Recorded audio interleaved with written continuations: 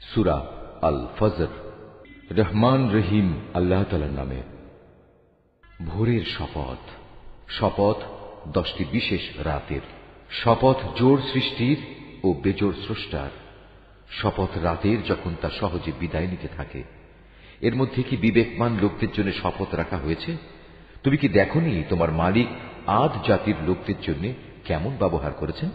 এরাম গোত্র ছিল বড় বড় স্তম্ভ বিশিষ্ট প্রাসাদের অধিকারী। জ্ঞান ও ঐশ্বর্যের দিক থেকে জনপদে তাদের মতো কাউকেই এর আগে সৃষ্টি করা হয়নি।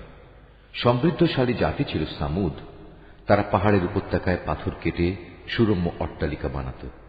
অত্যাচারী ফেরাউন যে কিলক গেঁথে শাস্তি প্রদানকারী জালেম ছিল, এরা দেশে দেশে আল্লাহর সাথে বিদ্রোহ করেছে। এরা তাতে বেশি মাত্রায় বিপর্যয় ও অশান্তি সৃষ্টি করেছে।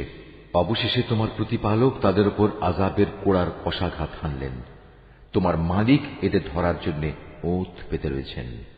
মানুষটা এমন যে যখন তার মালিক তাকে নিয়ামত, অর্থ সম্পদ ও সম্মান দিয়ে পরীক্ষা করেন, তখন সে বলে, হ্যাঁ, আমার মালিক আমাকে সম্মানিত করেছেন। আবার যখন তিনি ভিন্নভাবে তাকে পরীক্ষা করেন এবং এক পর্যায়ে তার রিজিক সংকীর্ণ করে দেন, তখন সে নাখুশ হয়ে বলে, আমার মালিক আমাকে অপমান করেছেন। না, সত্যি কথা হচ্ছে তোমরা এতিমদের সম্মান করো না। মিসকিনদের খাওয়ানোর জন্য তোমরা একে অপরকে উৎসাহ দাও না। তোমরা মৃত ব্যক্তির রেখে যাওয়া ধন সম্পদ নিজেরাই সব কুক্ষিগত করে নাও। বৈষয়িক ধন সম্পদ তোমরা গভীরভাবে ভালোবাসো না, তেমনটি কখনোই উচিত নয়। স্মরণ করো, যেদিন এই সাজানো পৃথিবীটাকে চূর্ণ বিচূর্ণ করে দেয়া হবে, সেদিন তোমার মালিক স্বয়ং আবির্ভূত হবেন, আর ফেরেশতারা সব সারিবদ্ধভাবে দাঁড়িয়ে থাকবে।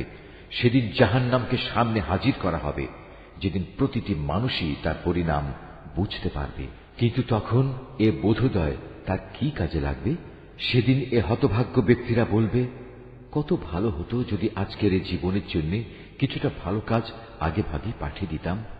সেদিন আল্লাহ তাআলা এই বিদ্রোহীদের এমন শাস্তি দেবেন যা অন্য কেউ দিতে পারবে না, এবং তার বাঁধনের মতো বাঁধনেও কেউ পাপীদের বাঁধতে পারবে না।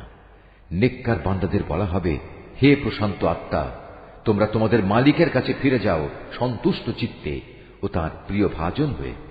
অতঃপর তোমরা আমার প্রিয় বান্দাদের দলে শামিল হয়ে যাও আর আমার অনন্ত জান্নাতে প্রবেশ করো।